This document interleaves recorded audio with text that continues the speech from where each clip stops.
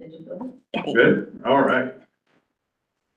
Good afternoon, welcome. Athens-Clarke County Board of Elections. The voter registration, the date is March 11th. Time is 4:35 p.m. And we are at 2555 Lexington Road in Athens, Georgia. First item on the agenda is to adopt. Chair will entertain a motion to adopt. Okay. How do I do this? I was wondering if we could second it, but I was wondering if I Yeah. could, So there's a motion, so you can second it, okay, then we can discuss it, and then we can revote. okay. Just to add So the, first of all, are you seconding? yes, I'm gonna take notes for Adam until he gets here. okay. Bear with me.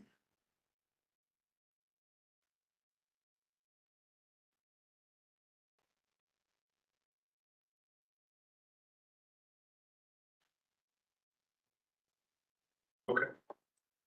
Okay, the chair recognizes this right.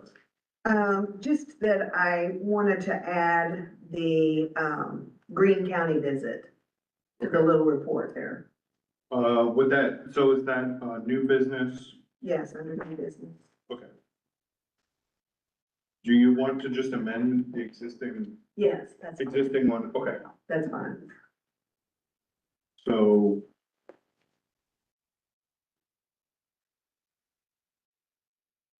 Put the E. Yeah. Okay. So the motion is, or the substitute motion to Ms. Till's motion is to amend the agenda to include. Just to include the Greene Greene County. County visit. Got it. Okay, do we have a second of that?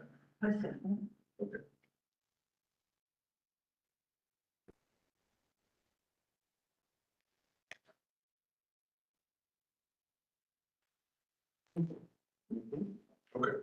All in favor of adopting the agenda as we just discussed, say aye.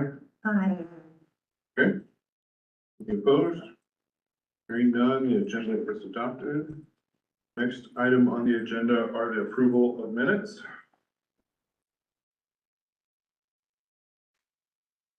We have, I believe, 3 sets of minutes in our packet here.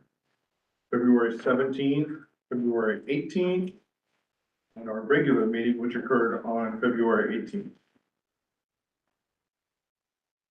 So the floor is open for a motion to adopt all 3. Is this late, or we can do one at a time? Okay, I'll make a motion to adopt the minutes for February 17, 18, and the special and a regular meeting. motion by Ms. Till, is there a second? A second. Okay, second by Ms. Fambro. All those in favor of adopting the 3 sets of minutes in front of us, say aye. Aye. Okay. Next item on the agenda is public comment. It looks like we have some members of the public. Bear with me as I get my time. No. Okay, Hello, good to be with you again. I'm Jacqueline Elshner, 315 Caldwell Circle. And I'm thinking about the Georgia Assembly bills that were proposed for voting rights. And the 3 that I was paying attention to failed to cross over, which means they're not going to advance this year, legislative year, like by April the 4th or so. But they can still be considered in the next Georgia legislative session. And one particular one, I think, says, this House Bill 215, it prevents state officials from using a multi-state database that helps maintain accurate voter rolls. If I understand, that's not using there. That's where if you're in Georgia, but you move to Texas and you get your Texas driver's license, it says, well, you're not in Georgia. You're not a voter in Georgia. And this is super helpful to all 159 places. So that would be good if we could continue to use these kinds of tools. Another, it failed to cross over at HB 728. And this would stop the state election board from creating new rules late in a particularly general election year, which happened in 2020. It's really hard. But anyway, that failed to cross over, so what I'm saying is I try to pay attention to this stuff. And I contact my representatives. Turned out my particular senator and representative weren't on the committees that were actually hearing these bills. So I contact the powerful reps and senators who are on those committees and basically say, please, I'm opposed or I'm in favor of. And if you're not their constituent, they have even less sway. They're like doing those. But I did let my views known to my state house rep and my state senator. So they know. And I always say, I attend my county board of elections. So I try to let them know I'm not just coming out of nowhere. Anyway, I'm paying attention, whatever I keep doing between now and the end of legislative session, I'll do what is useful to our county's elections. Wonderful. Thank you so much. All right, anyone else? Okay, moving on, the next item is the director's report. And for those watching, you'll notice we have a new co-directors. And so I'm just gonna recognize the assistant manager to explain what happened, and then we'll turn it over to them. Sure. So, as you all know, Charlotte Sosby, the former director, they will take another opportunity in the Atlanta area. And so we felt it was really important to have interim leadership while we move to hire a new director. We also know that there are some important milestones coming up, that being a June election, and then I believe another election this fall. And so we, as the manager's office, asked staff that were interested, if they were interested to submit a letter of interest and some qualifications. And then we went and met with those staff. And after meeting with the candidates and looking at the composition of the department, we took a two-pronged approach. And so it's, what we'll say is interim director and interim director light, if you will, or alternating. So what we've done is we have named Lisa as the interim director for the first 90 days. And then at that point, she'll return to her role and Pam will step into the interim director role. And so when we're working with them, we're very much like I'm looping each of them in on communications and making sure that there's this global view of what's happening. We've made that, of course, because of their exceptional qualifications and dedication to the department and the community. And notably, we also looked at workload, right? So broadly, Pam has more workload on the front end of an election. And then, of course, election day, all hands on deck. Lisa's a little lighter on the front, although it builds up. And then, of course, the election being the big event and then post-election. So we felt like it was a good way to address workload, experience, talent. And then I do want to say a special thanks to all of the department. So we sat down and met with departmental staff to lay this path forward. And your success is here because of more than one or two people. It's the entire department, including the part-timers that are able to help us do this well. I don't know what's happening with the manager's office. I wish I did. I believe the job is supposed to post this week for a full-time manager. My recommendation to that person is that we would post the job early this fall, probably about the time that Pam comes into the role, because it is 3 to 5 months to place a director. And so what I do want to go out and say is if you see a job post and it's only 2, 3, 4 weeks into Pam's tenure, that is not a statement on anybody's service whatsoever. It's simply sequencing schedules. So we're very grateful to have them on step up. Wonderful. Thank you. Does the board have any questions for the manager's office at this point? Okay. Okay. Well, good afternoon, board. I will give you my inaugural interim director report.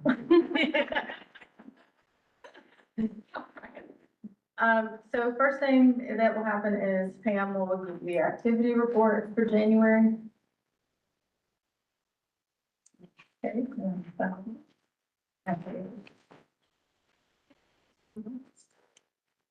Okay, here we go. Okay, starting with the, registration portion of it. So we have a total of 86,863 voters this month, in which 7,702 are active registered voters and 13,161 of them are inactive, which means that they've had no activities in the past 3 years. And in February, we had 208 new voters that we added. As far as cancellations, we had a total of 169, which 55 of them moved out of state. We had none this time that submitted to the Jarvis portal. We had one that requested it, and we had 44 deceased and 69 felon removals. And for its open records requests, we've had 7 this month, and we've had track now. We had, voter IDs, we've had a total of 23 so far for this year. Okay? That's it. All right, so earlier in the month, the Secretary of State's office issued the statewide call for the Public Service Commissioner's election. So just to read a little bit of this call, on November 4th, 2025, there will be a Public Service Commission election for District 2 and 3, and then a special primary election preceding this special election in November. The special primary will be on June 17th, and if a primary runoff is needed, that'll be held on July 15th. And then in November, if a runoff is needed for that one, it'll be held on December 2nd. Candidates qualifying for the special primary and special election will be held in our office. No, I'm sorry, I'm getting my 2 elections mixed up because there's also a different election.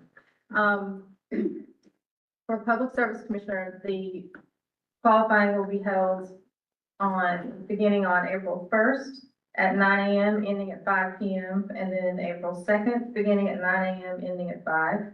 And on April 3rd, beginning at 8 a.m. and ending at 12. And that will be held in the State Capitol building, in room 216. Monday, the 19th of May is the last day to register to vote. Advanced in-person voting for the June 17th election will start May 27th because of the holiday on the Monday. So we'll start on Tuesday. And then in the fall, Monday, October 6th will be the last day to register to vote for the November election, and advanced voting will begin on October 14th. Now, when I misspoke, I was thinking about that we also locally have a Winterville municipal election for 1 city council seat in conjunction with the June 17th election.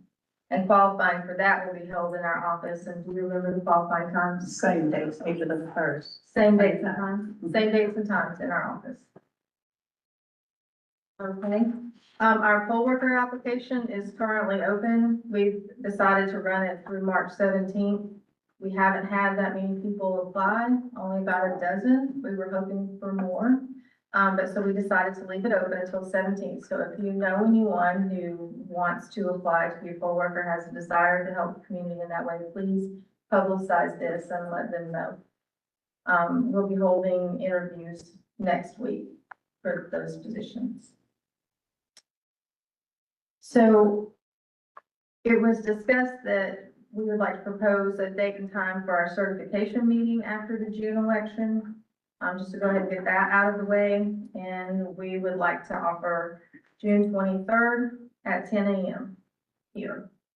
And I believe that was because we were going to be out of town on that Friday. Well, I will be in town, but. Not available. Yeah. Yeah.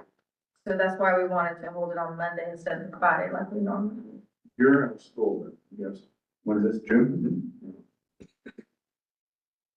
Is that something? Does that work for everyone, June 23rd at As 10? far as we know, as far as I know. Okay, as long as we have a quorum. Is that something to vote on? So that was accepted. And then, Audra can tell you about any open records requests. Well, Pam actually gave the number for February, which is perfect. But I do, if I may, want to give, a couple of dates for the June 17th special primary election. Applications, absentee ballot applications will begin being accepted on Monday, March 31st through Friday, June 6th. And absentee ballots will start being mailed out on Tuesday, May 27th.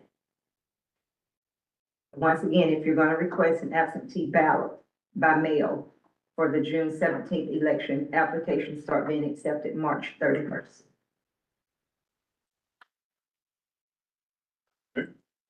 That's all. Does that conclude your report? That concludes my report.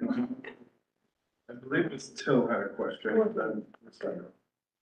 Would it be possible to include in our booklets here that information that y'all have given about events and dates and time and places on a piece of paper so we can take it with us or whatever we need to do? It's hard to, You know, it's Scratch it hard all to down. keep all that I straight. mean, I know where to find it, but yeah. Ms. Pembroke? Yes, I wanted to ask, do you know how many poll workers you're gonna need for this cycle? How many more do we need or how many? Yeah, how many, well, yeah, either one, cause I can figure it out, but if you wanna do two, Okay. I appreciate it. All right, so currently we are going to staff 160 poll workers between advanced voting and election day. And I'm only about 20 short right now, but I would feel better if we definitely were able to fill all 20 of those spots. Thank you. And you said you had how many applications? We have 8 interviews scheduled. Answered my question, actually. Questions regarding director's report? No. No? Okay. Next item on the agenda is old business, of which there is none. So next on the agenda is new business, and that's a discussion about visit to Green in Jackson County Elections and Registration Office. And, the chair will recognize Ms. Lisa Riley to kick off the conversation. Okay, thank you very much. Ann and I got to go and visit Jackson County, I think on the 28th of February. And then I went to Greene County to visit their facilities, just to look to see what they had. And there's a little, like a cheat sheet there for you, of just the items that I was able to write down, as they were talking very fast. And then for those two places, and basically they have beautiful facilities. Lots of rooms, so I did a little bit of, research too, just about our, poverty levels compared to the other places, our bus service. And just kind of looked, just to see what they had and ask questions about process, since I'm learning all the GIS and the BOD and the this and that, and all these, initials of things. So, rather than go through all that, since I gave you just it all written, I would just want to go through the summary. And, basically my impression was we definitely need a larger space. And fewer precincts, but our transit system in such a small geographical area is really a jewel of the county. The other counties don't have as expansive a bus service as we do. It's beautiful. Safety of the workers and decreased risk of errors while allowing access to voting can still be realized with fewer precincts. My thought was just looking at geography, because we're so small. I don't know how that would work realistically, but anyway. Also, it seemed like we were very understaffed for the population versus registered voters and the active voters in Clarke County. what was really cool is, I don't know how old the numbers are, but they were looking at the 20th, 24th general election and percentage of voters to people who actually voted compared to registrants. Clarke County had 75% people voted, Greene County only 62%, and Jackson County only 56%. So that was impressive, which says a lot about the education and the outreach that the office did, you know, to encourage people to vote and educate them on the process. Clearly, Athens-Clarke County residents value voting and value the elections office and what the efforts have been to outreach and encourage people to vote. Which to me means, okay, so we can invest in our facilities and our staffing and things like that. Security was something I'm conscious of. So I was looking at that. Panic buttons for greeters and poll workers, might be a little faster than, calling 911. You have to do too much to do that outreach. I think that it was Greene County that's right next door to the sheriff's office. That was good. I was looking at injury, having I guess there's a warehouse, what do you call it? A dock, yeah, a dock, a loading dock to make that safe. So that's right here. So that, we've got that. If all the offices, could be in the same building, as where the absentee ballots are. I was thinking about Ms. Audra. So that any drop boxes or anything, it's all right here, so she doesn't have to travel from building to building, you know, as a safety issue kind of thing. And if there was a big enough space, then that safety issue would be taken care of. Need a lobby open to the public that has room for people to take handouts, take all the educational pieces. Those places had bigger spots than what we have in downtown. And that could be an outreach kind of effort too. I don't know how much room you have for handouts and stuff, because I haven't been in there since I voted. Well, and I came by, but anyway, I thought that would be good. A separate voting place for ADA accommodations. Also, I liked that they had a U-shaped traffic flow. Folks coming in, did not have to be in the same doorway as the folks going out. So it just didn't, it was a bottleneck, you know, and that U-shaped traffic flow was something that I noticed. One of the things that the lady in Greene County said was that she liked, if she was gonna do a modification, she would want a window into the public space so that she could kind of keep an eye on the coming and goings, just as a little extra safety kind of thing too. So, I mean, it was fascinating, and I just kind of, you know, did a little overview, and, I mean, you all already know we need more space and better staffing, and not better staffing, I should say, additional staffing, because we've got the best. So, it was a very good exercise, and just wanted to share what I saw. Excellent. Any questions? Thank you. Wonderful. I think that they needed to issue roller skates or skateboards. Because that place it's a former school. And that's why they have panic buttons, because they already had those in the classrooms. But it's a very large facility, and it's well organized, and Lisa would have just gone. You know. I've been there. Okay.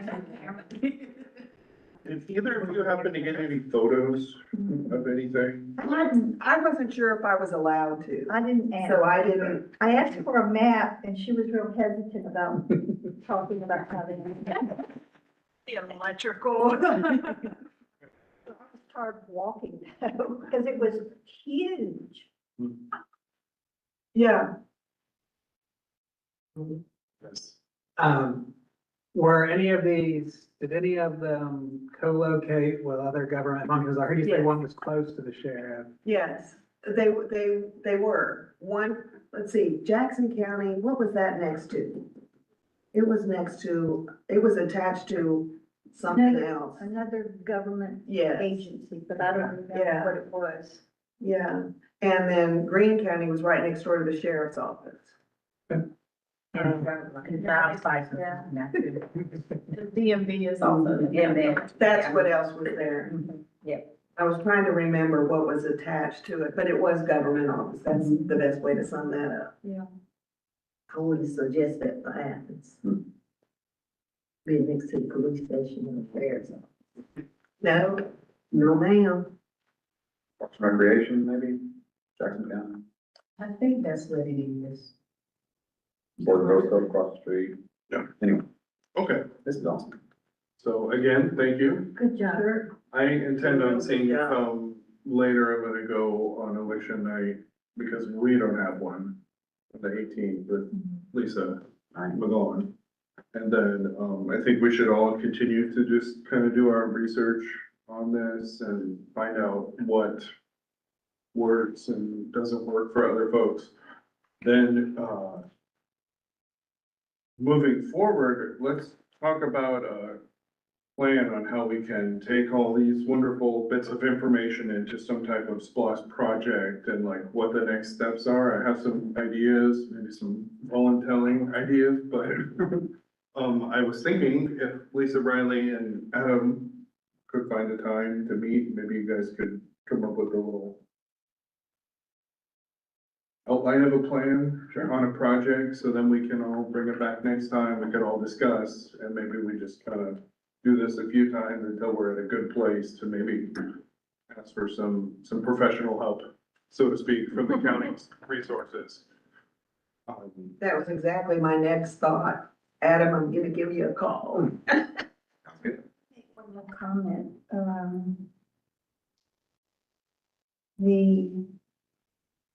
when I asked her about how they acquired the building, she said, that the government actually swapped, they didn't actually pay for it, they swapped buildings and made, accommodations in that way. And I figured you would know about how that works. Yeah, Georgia law allows governments to swap property, and it even allows governments to swap property with non-governments as long as it's demonstrated equal value. I think we've swapped with the school district. I'm trying to remember what the last. You have. would be. Yeah, I've seen something like that with A school. school that maybe we could acquire, or school, something, if this doesn't work out, Yeah, something that would be large enough to The accommodate. availability is gained school. yeah, I think that's one of the parts of the outline of the plan, like what property, how are we gonna get it? Wonderful. Yes, Quick follow-up about this, I remember hearing that there is already a needs analysis already done for the space analysis, something about, there's already work that's been done on what staff has decided. There we go. Space There was allocation. a space allocation done a while ago. downtown, right? For Or for here. downtown and they came out here. and talked to me So if about that could be, rather than us reinventing the wheel, if that's something, I'm sorry, is that a PDF, is that a? I don't know if we ever had access. I have copies of all of our space allocations. I'd be happy to share them. Wonderful. And Oh, wow. we're doing it some more. So we actually are in a comprehensive, because the last time we did like a space allocation assessment of the entire government was, I believe, in the 90s. And since then, it's just been these little snapshots, and a couple of those have, at least one of those has covered elections. But right now, Central Services is working with a third party to look at the entire government. So elections will be getting a new and fresh visit.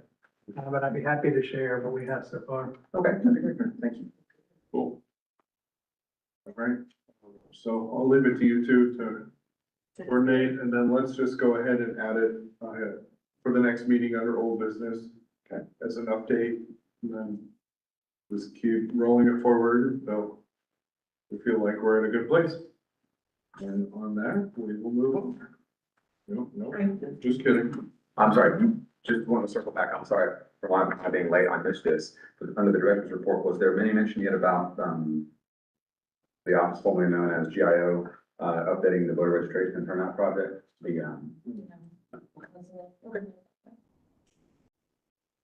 Is that something you would like? Just for the at a- next meeting? I'll roll it back over, but just to be sure, Okay. remember the thing that, the project that was done to the interactive map that showcases voter turnout over election over election, and so we can see precinct by precinct, which ones are not turning out the best, which ones are turning out improvement, that kind of thing. I'm just getting it updated with 2024. That would be our. Can you send me that, like a short text? Absolutely. And I'm right that they've been renamed, the budget, what is it again, the Budget analysis department? Budget and strategic analysis. I think we Yes. went down Definitely. the number of residents and voters in Jackson County. But do you remember how many precincts they had for, I think they had about 68,000 registered voters. How How many many precincts they had? Jackson County? About more. Yeah, but they It's only full. have, Jackson. I know Greene County only has 4. Yeah, so I think for 68,000 registered voters, they had 4 precincts. Yeah. Well, they've worked to consolidate their precincts and they have some rather large facilities that they can do that in. So And that's why they did that. The Yeah, population 4 densities are a lot different. It's a lot more denser. Markets. All right. Think about. Definitely. Definitely. All right, next item in our announcements. And April 8th will be our next regular meeting at this location, which is 2555 Lexington Road at 4:30 PM. With that, Mr. Chair, yes, ma'am. I will not be here. Okay. Noted. You're having fun. Absolutely, I'm going to see my family.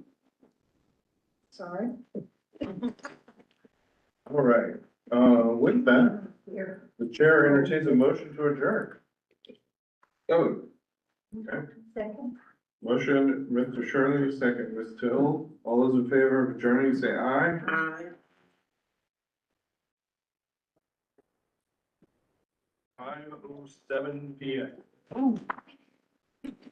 I found pictures that you can look at from Jackson County. Right.